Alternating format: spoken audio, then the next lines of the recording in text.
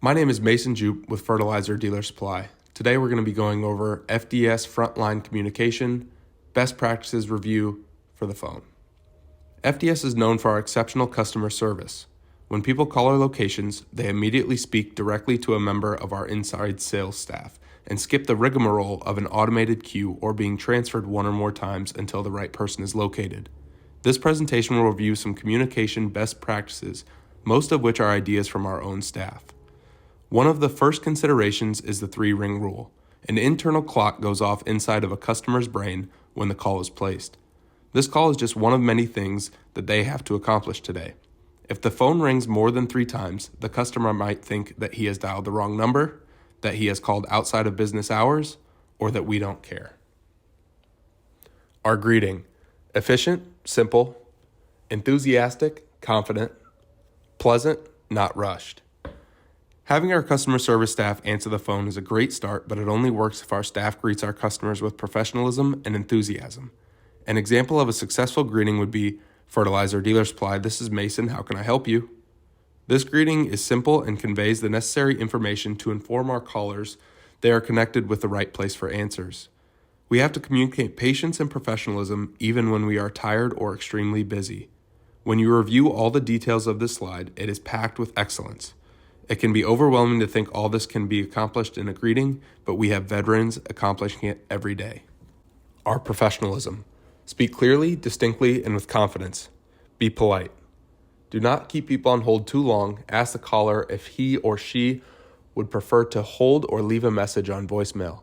If necessary, you may offer to call back within 5 to 10 minutes. As we receive calls, we are going to need to listen intently to decide how to best satisfy their needs. Phrases I have heard used successfully are, "I can help you with that," "I know who can help you with that, and I'll connect you to them along with your information," "Let me see who is available to help you with that." If directing calls, we refer to our next slide. Directing calls. When directing calls to a coworker, it is helpful to provide a brief background. If we are providing a customer with a coworker's cell number, we should try to give them a heads up or consider offering to have that coworker contact them.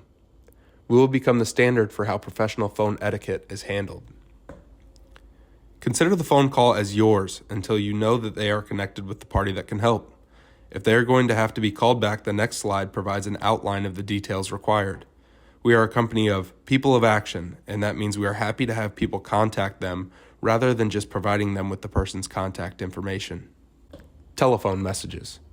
Collect complete information: name of caller, correct spelling of name, date and time of call, caller's phone number, brief message, when caller can be reached, your name. Before hanging up, double check with caller to be sure the message is accurate. The order of steps if they cannot be connected with the person they are asking for are: 1. Ask if you might assist them with their needs. 2. Ask if they would like to be connected with voicemail for that person. 3. Can you take a message? In the case of a message, this slide gives you the basics for details. One good option is a text or email of the phone message, so there's a digital copy to refer to. Whole goods leads. If you are aware of the salesman responsible for this lead, email the salesman the details of the lead. If you are not aware of the salesman responsible for the lead, email your manager the details of the lead for him to forward. Phone calls that deal with whole good opportunities should be directed to the outside salesperson as soon as possible. In a situation where you know which salesman is responsible for following up with this lead, you can take down the information like we discussed in the previous slide and forward via text, email, or both. In some cases, the potential customer will ask for the salesman's contact information, which is fine to share, but it is still recommended we inform the salesperson as well, if possible before the customer calls so he can prepare. If the lead is from an area you are not familiar with, simply email or text the details to your manager for him to forward appropriately. Outgoing calls. Express yourself clearly and concisely. Be certain of the number you are dialing to avoid disturbing someone unnecessarily. If you do reach a wrong number, it is important to say, "I'm sorry, I dialed the wrong number," before hanging up. After someone answers the phone, give your name before asking for the person desired. Don't be afraid to script what you want to cover in important phone calls. When you are placing a call, there is protocol to follow that shows we respect the time of the person we are calling. Making sure you collect all the information you require before you hang up is huge. There are times you will need to script your call to keep from forgetting details. Cell phones.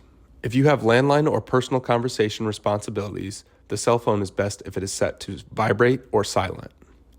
To pick up a cell phone call, you will need to excuse yourself from the current audience if one is present. The cell phone caller will not consider you rude for not answering, but the current audience may. Unanswered cell phone calls are best responded to in less than 15 minutes. Cell phones are a significant tool when providing excellence in customer service. It can be tricky to manage cell phone interaction with other communication, and we need to consider the cell phone as secondary to landline calls and counter interactions. Silenced or set to vibrate is recommended, and in most cases we need to flat out ignore the cell phone until all other communication has been resolved. Incoming calls with customers at counter. You have attention of customer in front of you, but not the one on the incoming call. Excuse yourself from the customer in front of you if you must answer the phone.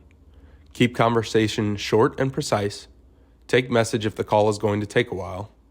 Apologize to customer when you finish the call. Return phone call within 5 to 10 minutes. If you are polite to the customer at the counter, you can assist in answering calls while still filling their needs. You also have to be direct to the caller that you are managing multiple transactions, and you will get back to them or connect them with someone that will help them. The phone is responsible for many of our sales. We can best show respect to our customers by being professional on the phone.